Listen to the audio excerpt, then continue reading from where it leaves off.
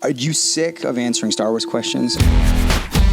It's one of those things where you're so emotionally and physically drained. Do you think you've got the most dedicated fan base? When you're successful, we do what we do. I mean, it's just sort of nature of life. You got people that are sort of after something. You gotta look up to those people. I've sometimes acted for rather selfish reasons and made enough of the bank robbery type films. How do the Star Wars fans react to you now?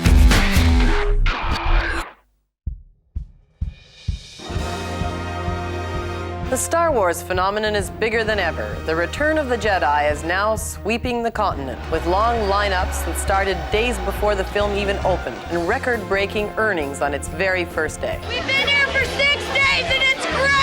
Luke Skywalker has jumped from the entertainment page to the front page of North America's newspapers. You can't escape from Star Wars mania. Everybody's talking about it. Millions are going to see it. When I started writing, it got too big. I didn't have the money, so I just took the first third and decided I'd make that into a movie, and I would come back to the other two parts later, which is why I ended up with sequel rights, because I was determined to see to it that that all got finished. I start in the middle. I don't like beginnings. I like to cut right into the middle of the action. That's kind of what we do on Indiana Jones, kind of what I do on American Graffiti. It's been 10 years since George Lucas first tried to sell his idea to Hollywood. After being rejected by two major studios, Star Wars was launched in 1977. It cost $10 million to produce and has so far grossed $524 million. 3 years later came The Empire Strikes Back. It was another blockbuster, grossing $365 million so far. But the Star Wars saga is more than box office receipts.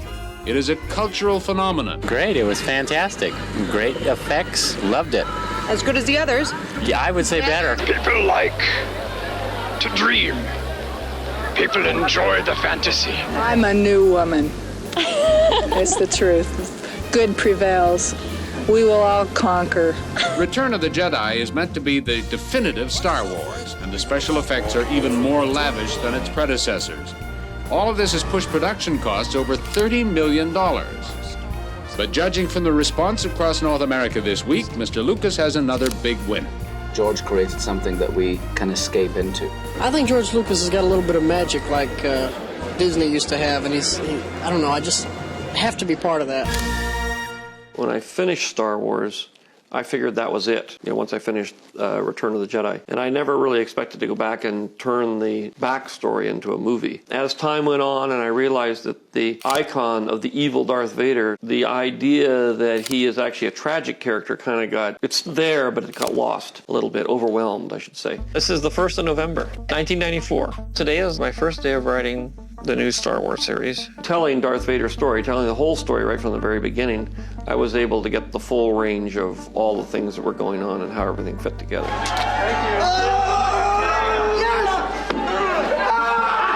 Star Wars Episode 1, The Phantom Menace, is expected to break every record, and today we can personally tell you it will. Today, The Phantom Menace rules the box office. Never has there been so much hype surrounding the release of a big screen feature. It's going to be one of the many wonders of the world. There are now 8 wonders of the world. One of them being this movie. I've been waiting 15 years since Return of the Jedi came out to see the prequel. Are there any of you that think this is going to be a lousy movie? The hype and the craze, but is Star Wars worth the wait? Is the new Star Wars movie all it's hyped up to be? Thumbs way down. You didn't like it? No. I mean, I don't want to bag the movie, but I really didn't think I cared about the characters. It had good effects. I'm not too big on the acting, but hey, that's just me. I think I deserve a public apology from George Lucas. Annie. Anakin. Annie makes me sound like a little boy. How'd you get the gig, Star Wars gig? I auditioned for it. Good answer. Yeah. But you beat out like 500 guys, including DiCaprio, right? So they say. Yeah. I chose an actor who has that presence of the dark side to work with, as opposed to somebody who's very lighthearted and funny, and trying to get him to have an undercurrent of dark side all the time. And Hayden's been very good at that. I went in and I met with the casting director first, and then I went to the Skywalker Ranch, and I got to meet with George Lucas, which was thrilling. And then I got to go back to the Skywalker Ranch, and I auditioned with Natalie Portman. I was terrified. I was so nervous nervous. I had butterflies in my stomach. I remember meeting Natalie for the first time. I was a little overwhelmed. I remember in one of the auditions, one of the takes that we were doing, I was very nervous and I lost my voice. I got like a frog in my throat or something. I couldn't talk. It's giving your whole life. Well, cut that. I read somewhere that you threw up on the way to the range. I wasn't going to talk about that, but if you want to bring it up, yeah, I was very nervous. It was a big deal. Maybe a few days later, I got one of the best phone calls of my life saying that I got the part. You were just straight out of high school, right? Yeah, I was in high school like a year before doing school plays. I wasn't a big sci-fi guy necessarily. I was like just a dedicated actor trying to sort of work on his craft. I'd sort of come from the theater a little bit. I studied acting on stage, and I was really more inclined towards just dramatic stuff and dramatic films and dramatic storytelling. Just sort of getting into it still and got a very lucky break. I got my mind set on you. I'm from Canada. I was born in Vancouver, Canada, and then my family moved to Toronto when I was like 5 years old, and I grew up in the suburbs of Toronto. I was like the young, shy Canadian kid. Did you play Star Wars characters when you were a kid? Did you have the action figures? Well, my brother did. My brother was a huge fan, and so we had all the little action figures, you know, kicking around in our basement, and so I used to pick them up every now and then and have fun with them. How did you get into acting? I kind of fell into it at a young age. My older sister was a trampolinist, and they got her to do a Pringles commercial where she was, you know, doing flips on the trampoline, and then when they went to go get her an agent, and my mom was driving, and there was no one at home to babysit me, so I went along for the ride, and I don't know, sitting in the waiting office, one of the agents asked me if I wanted to act, and I think just, you know, trying to be polite, I said, yeah, sure.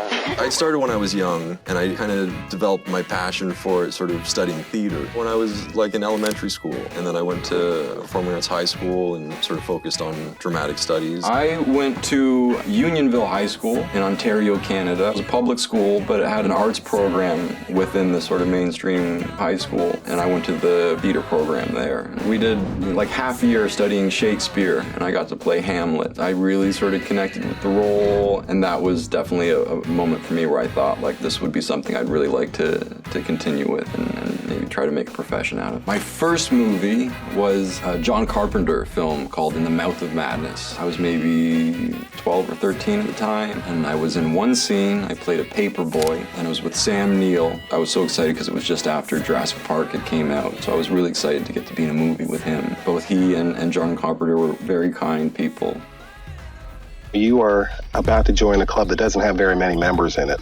That one day they're a person, and the next day they're on this big Megillah called Star Wars. Have you talked to anybody about it? Harrison Ford or Ewan, what's it like you can't go into a 7-Eleven anymore? Anakin Skywalker was only a boy as the hero of Star Wars Episode 1, The Phantom Menace, but now he's growing into young manhood in Episode 2, Attack of the Clones, and we can see early signs that he will eventually become the evil Darth Vader. You know, we hear sometimes about people who become overnight successes, and it's very difficult. And the friends somehow disappear. Was it wonderful, wonderful, wonderful, or difficult, difficult, difficult? There is not one line in this movie that you could quote with any pleasure. It is the most banal script I've ever read. Anakin Skywalker is portrayed by Hayden Christensen, who is certainly a capable and attractive hero, but is positively dreadful when required to showcase emotion or love. Let's face it, Jake Lloyd was awful, and once again, Hayden Christensen is terrible. I cannot believe they actually found somebody worse than the kid from Episode 1. Episode 3 ultimately is the story about how does Anakin Skywalker become Darth Vader, and I think that's the story that everybody has been waiting for. I think I was about 22 years old when I did Revenge of the Sith, or when we started the filming on those. He played Anakin Skywalker in Star Wars. He knows he's handsome. Calm down. You don't do a lot of talk shows? No, I don't make a habit of it. A little nervous or no? What can I do to help? Oh, yeah, no, the nerves are just running, rampage. Really? Right now. Oh, yeah. It's one of those things where you're like, you're so emotionally and physically drained. So how does it feel to have your face on cereal boxes and have your own action figure and things of that sort? Very bizarre. Just weird. Feel any pressure to kind of like live up to that lover boy status in your other movies now, like the chemistry between you and the other girls that you're working with? You're frightening me. I don't know. It was like my wildest dream come true, and I felt like I was stepping into the ring with all these sort of heavyweights, getting to work with George Lucas and Ewan McGregor and Sam Jackson. We were filming all in front of blue screens and green screens, which for me is very much like being in the theater. I was very focused on just the work, all of the stuff that came along with it. I tried to sort of keep on the periphery and just sort of focus on what I was doing as an actor, but it's such a crazy world, the Star Wars world, so it's hard to not sort of be daunted by just the size of it all. What has your family and your friends, how were their reactions to the film? They all loved it. They were all really thrilled with the movie and very happy for me. My family, of course, is going to say that they loved it and how great I was. But my friends are the true test. They'll let me know what they really thought. And I got the genuine nod on this one that it met all of their expectations. I have to say one that I get a lot is how am I going to deal with the possible typecasting that I might encounter in the future from being in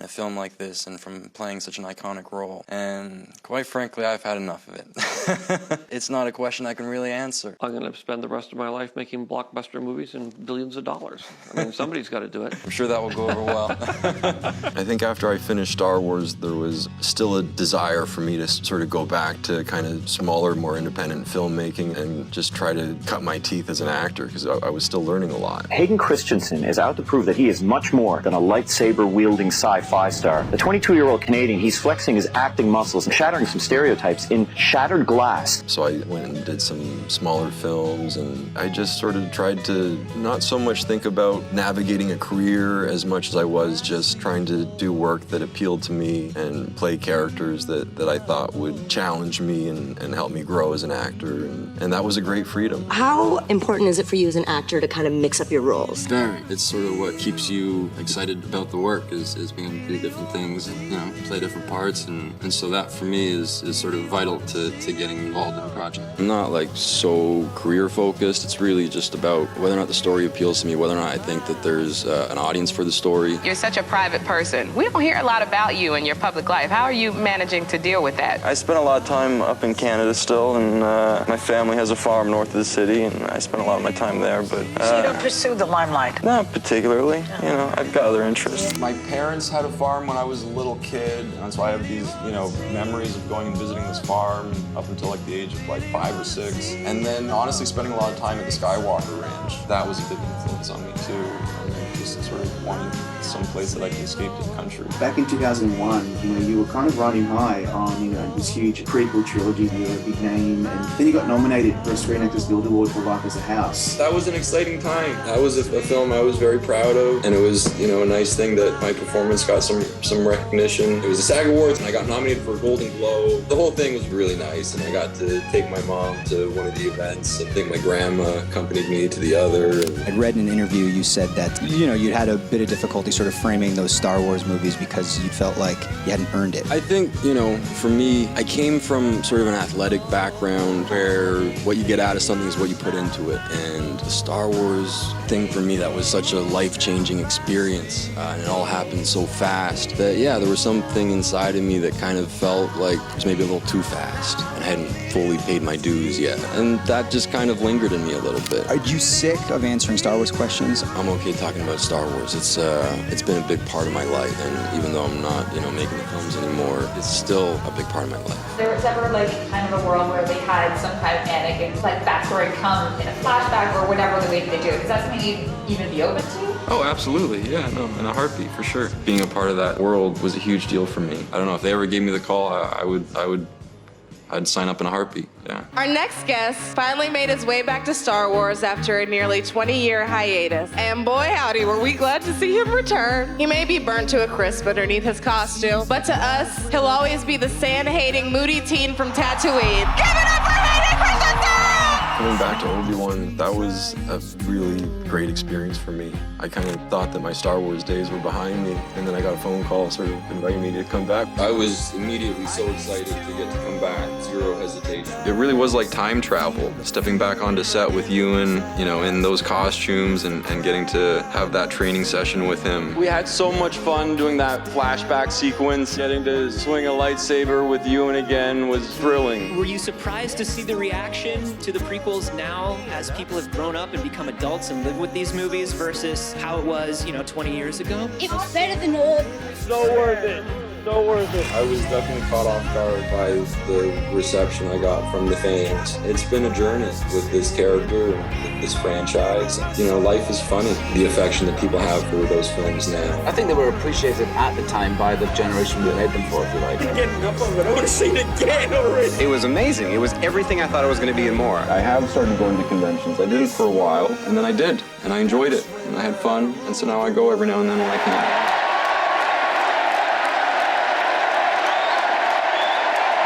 Making me emotional.